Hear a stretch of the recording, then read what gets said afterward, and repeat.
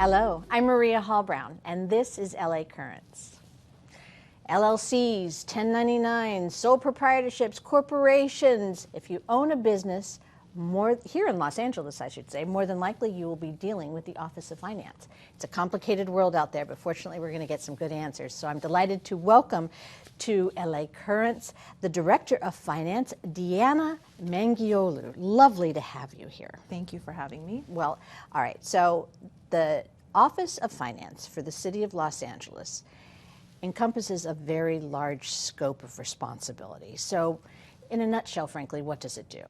Well, our two core functions are, we are, number one, the city's tax collector. So we collect half of the city's general fund related taxes. So that includes our annual business tax that businesses file, the transit occupancy tax, which is a tax that's paid on a monthly basis by guests that stay within our hotels within the city boundaries, parking occupancy tax, and utility users tax. So we're responsible for collecting those taxes. We're also responsible for collecting permits, fees, and fines on behalf of other city departments as well.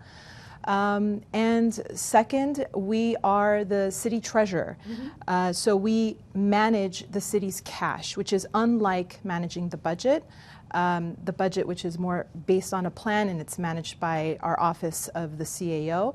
Our responsibility is to manage the city's cash and to ensure that we have enough cash to pay for our outgoing daily responsibilities, monthly responsibilities, and project out annually, and also to ensure that we are managing cash that's flowing into the city, our depositories, and ensure that we are investing that cash prudently, and that we have it liquid and available for when we need it. We're in a completely different realm right now because of the pandemic, and welcome to your job in the middle of a pandemic. That must have been a little bit of a shock. It was definitely a challenge in the sense that it's the first time that I've started a position where everybody has been in quarantine, and I've literally met all of staff and all of my team members through a Meet or a Zoom conference. So it's been interesting, but I'm also very excited and happy to be here. Well, but you have a long history with the City of Los Angeles. I mean, we were talking earlier, you worked with the Convention Center and most recently with the Mayor's office. So it's been a nice progression. It has been. It's been 15 years with the city, and before that I was with the CAO's office for 10 years. Okay. I love public service, and I really enjoy what I do.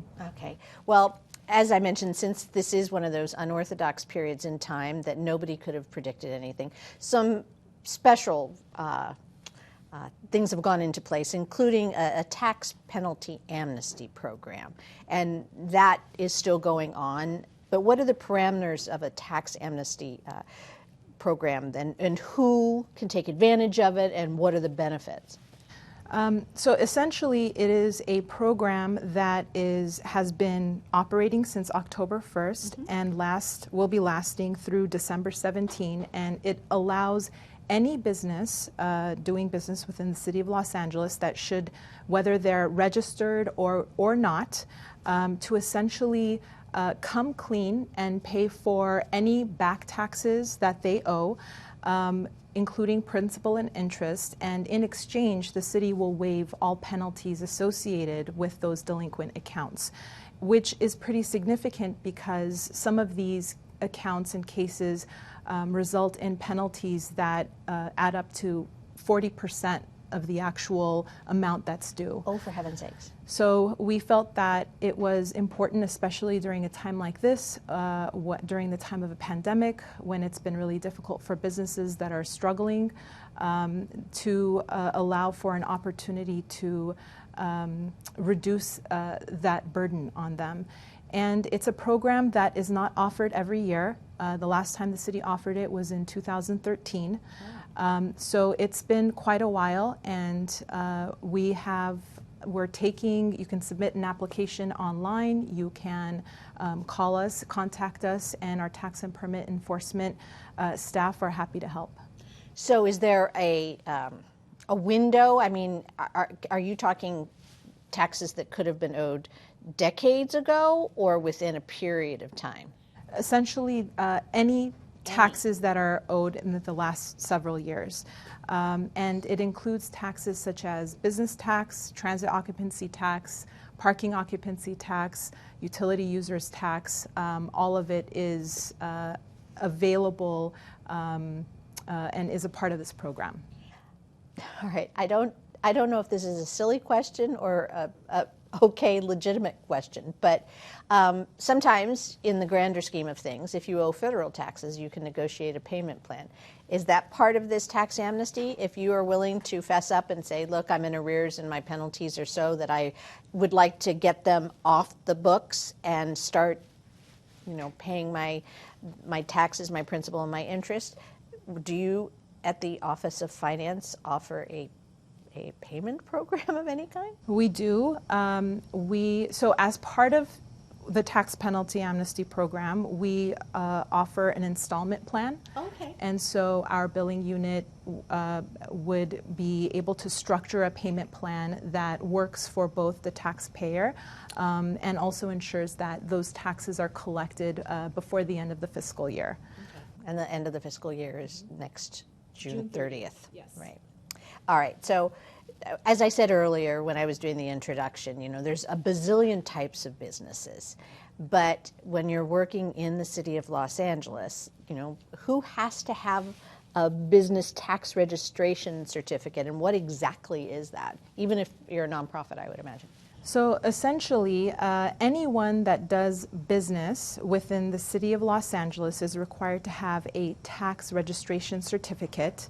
And business can mean engaging in any kind of activity, enterprise, profession, trade, or undertaking, whether it's directly or indirectly, where there's a profit or a gain for the taxpayer or for somebody else. And it requires that you, having a business within the city, are required to register that on an annual basis. And it doesn't, now, if you have a BTRC, it doesn't necessarily mean that it legitimizes the activity that your business does. So, for example, you're still responsible for making sure that you're in compliance with regulatory ordinances as well. Okay. You're responsible for making sure that you are in compliance with building and safety ordinances, police, fire, sanitation, health.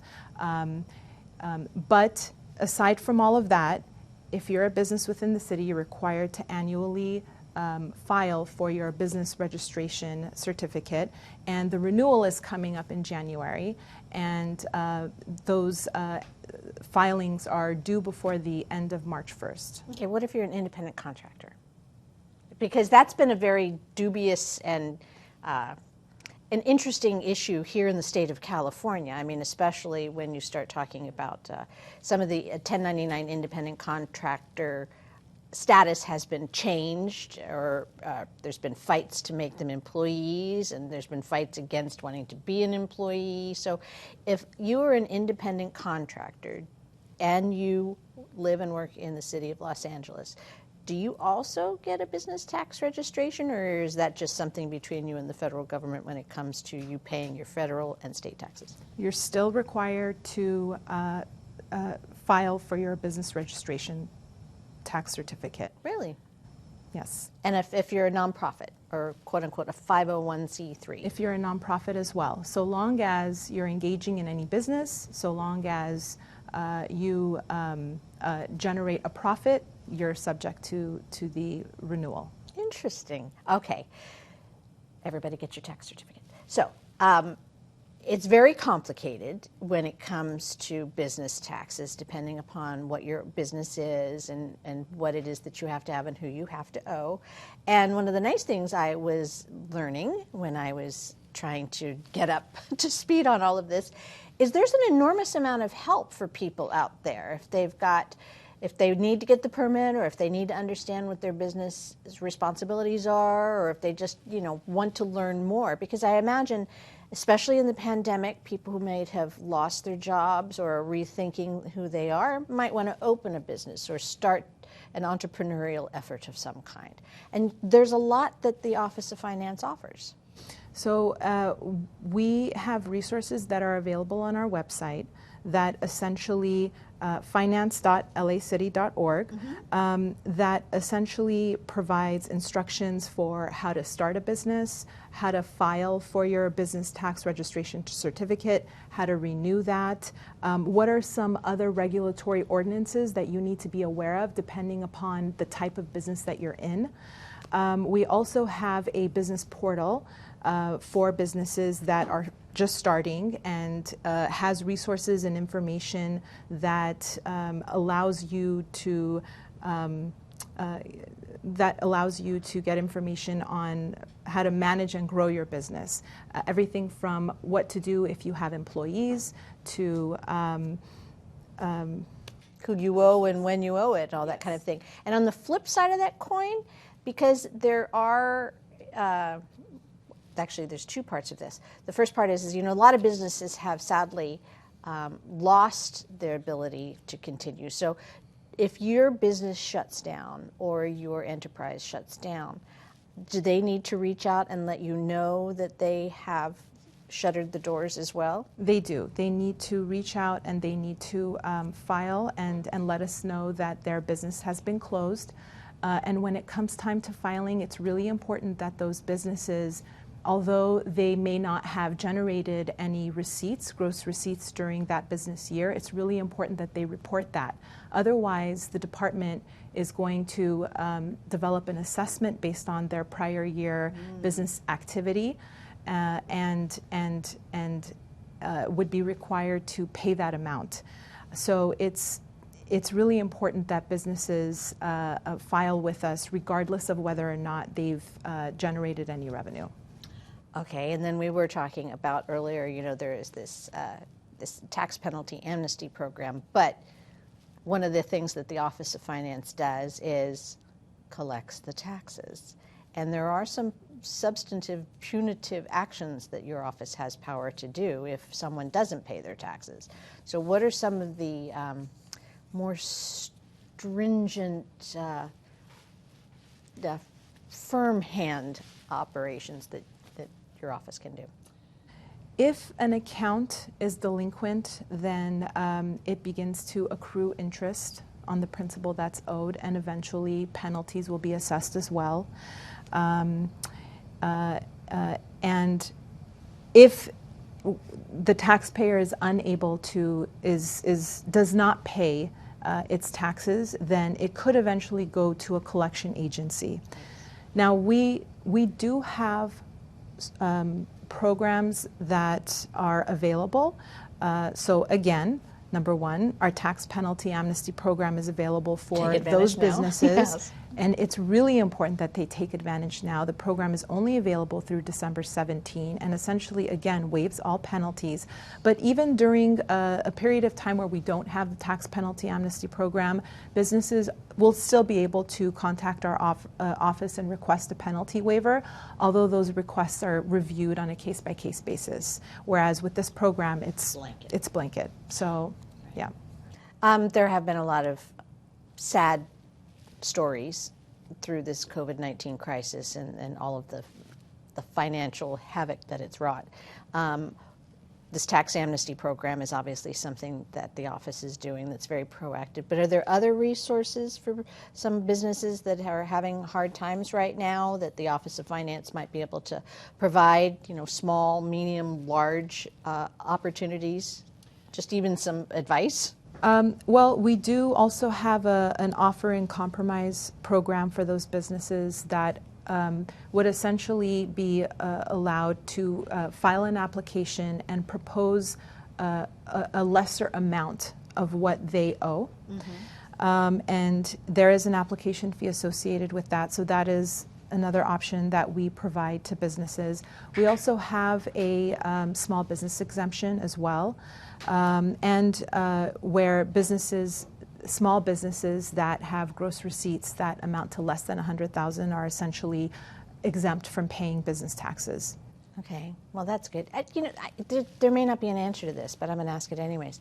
Are you aware of, has the amount of businesses that have closed been balanced with the amount of licenses that are registration certificates that have been asked for, with people kind of shifting gears? I mean, is there a balance right now, or is it just most people that your office is hearing from are those that are shuttering their business because of the pandemic? Right now, it's really hard to say what the impact has been on businesses, if we're basing it on data, right, and we're basing it on the amount of businesses, number of businesses that are filing, because the annual filing period doesn't actually begin until January. Okay. And the pandemic went into effect in March. After our filing period had closed. So in the next couple of months, we're really going to get a better idea of what impact this has had on our businesses and what impact it's had on business tax as a source of revenue for the city. We are already seeing that it's had a significant impact on our hotels. We have hotels that actually remit taxes on a monthly basis, and just based on what we're seeing, there's a significant drop. And we know that tourism is pretty much at a standstill right now, and so it's had a significant impact. And we're also seeing those numbers in our parking occupancy taxes as well, which are remitted on a monthly basis. So those revenue streams that we are remitted more frequently, we have a better idea of. Business tax, we'll see when January comes. Are you referencing city parking lots? I mean, what exactly is the parking tax coming from? Essentially, anybody that owns a parking lot, parking structure. Oh, I see. Okay. And it's a tax that's passed on to the user. Mm-hmm. So when you park in a parking structure, you pay a fee, and a certain percentage, 10%, is assessed, and that then is collected by the owner and remitted to the city. I know it's anecdotal, but I would be interested to find out whether you're going to get a big surge of tax registration certificates for people who are trying to take their own life into their own hands instead of relying on, an employer of some kind. I think that would be an interesting follow-up at some point in time, because there's a lot of drama and trauma that has happened with the pandemic, but there's a lot of innovation and creativity and people, taking more control. So maybe we'll just see a different direction. It may not be as robust, but I think that will be interesting to see how many people try to file. Okay, so we are in LA, and LA, of course, is the entertainment capital of the world. And I was really, really interested in some of the exemptions that different organizations get. So what is the creative artist exemption? The creative... And can I have it? No, I'm kidding. Well, perhaps, so the creative artist exemption is available to those individual creative artists that essentially make money from their creative activities.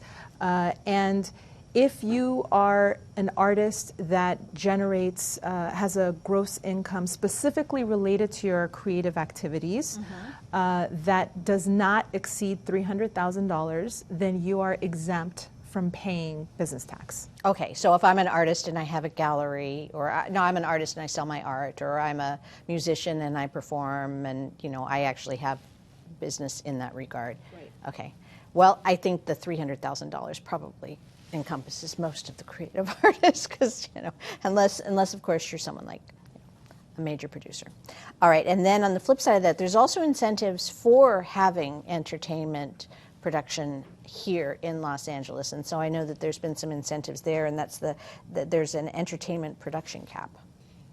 Yes, and the entertainment production cap specifically refers to those businesses that are motion picture, television, radio producers, and essentially it caps the amount of tax that those businesses pay based on production cost. Yeah. So unlike other businesses where we base the tax on gross receipts, here we base it on production cost. And so, for example, if one of those businesses were to produce something that were to cost anywhere from $12 million or above, regardless of how high that goes, their tax is capped at $9,245. Oh, okay. Yeah. So even if they gross and or net billions and billions of dollars internationally. Well, that's an incentive to do production here as well, I'm sure. It'd be interesting also to see how that's going to be affected, because production has come to a screeching halt and only started very nominally. So it'd be another one of those realms. I mean, I imagine that you and your office are really looking at a lot of different factors, because, you know, there's no crystal ball for any of this. Right. We're constantly looking at data. We're looking at just information that's coming in. And by the way, how is the office working right now? Because it is a pandemic, and you said you've met most of your coworkers on, you know, via the virtual meetings that we can have. So is everybody still there and available, or have things had to shift and adjust somewhat because of staying home? It's interesting. For the most part, everybody, 2/3 of our office telecommutes on a daily basis. And our contact center, our customer service center, essentially, they all operate from their homes. We were very quick to equip staff with cell phones and those types of resources so that we can continue providing constituent services. And we're assessing on how we're going to be moving forward on a day-to-day basis, depending on the pandemic and what we hear from the county. What other city departments does the Office of Finance, obviously it works with the mayor's office and with, you know, council, et cetera, but what are the offices that you most closely align with and work with, and how is that relationship? So we work with every city department, because any city department who has a bill to pay or who has cash coming into the city, we have to work in partnership with them. The departments that we work most closely with, of course, the Controller's Office, our CAO's office. We also work closely with our proprietaries. So we manage the cash and the cash flow for our proprietaries, LAWA, DWP, the harbor. All right. Now, it's a terrifying subject. Taxes always somehow make everybody, you know, but you have a tax academy, which sounds, what is it, and who can attend, and what are the benefits of going to tax academy? So Tax Academy is actually what we call the portion of our website that has resources and information for taxpayers and constituents, and essentially assists customers on what their responsibilities are as a business owner. And it's more like an index where you can go to every tab and it'll tell you exactly what you need to know if you have a delinquent account, if you need to file for your tax registration certificate, or if you're seeking a tax exemption. So that's essentially what our Tax Academy is. Okay, so it's like this massive amount of frequently asked questions for every component of being a business owner here in Los Angeles. Right. We try and anticipate what those questions are, compile them, and put them all in one place, trying to make it easily accessible and easy to read. What's the primary reason people reach out to you? Have you noticed? Obviously, I'm, you know, a few months into this job, so I don't expect you to, you know, what's everybody saying? But what are the things that people reach out to the Office of Finance for most often, beyond getting their certificate? They reach out to us for a variety of reasons. They reach out to us on bills that they may receive, where lately that's really been the case, where they've received assessments from our office, and these are individuals that may not have filed because they may not have had gross receipts to report, and they were under the impression that they didn't have to report anything. And so they've received an assessment, they've received a bill, and are being asked to pay it. And of course, we work with the taxpayer, and we ask that they provide certain information and documents, and we make sure that they are only paying whatever they are actually responsible for paying, but we do get a lot of those phone calls. I would imagine, but if they don't tell you, you don't know, and you're going to make an assumption that last year looks like this year, only because how are you going to understand unless someone says something? Right. So that's a very important message to get across, to just make sure to keep those open lines of communication, especially now. Okay, but some people don't want to tell you, even though they should. And there is such a thing within the, we hear this word a lot now in the Office of Finance. You have a whistleblower program. Somebody can tell if they are aware of someone who is not doing the right thing. Right. So we do have a whistleblower program, and individuals who believe that a business may be underreporting or are not registered can go to our website, fill out an application, submit it anonymously, and our tax and permit enforcement unit will investigate it. And if that reporting was successful and resulted in a recovery of taxes, then that whistleblower actually has a potential, an opportunity to receive a reward not to exceed 10% of the taxes that were recovered. So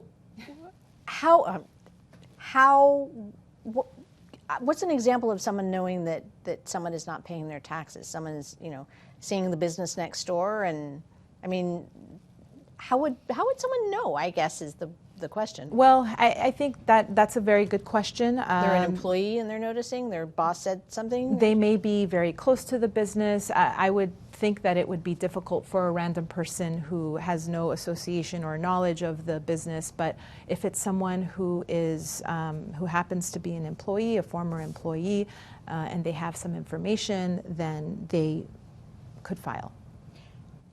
And you mentioned that it's an anonymous filing, but the whistleblower's identity is protected, so that if they are still a current employee, they won't.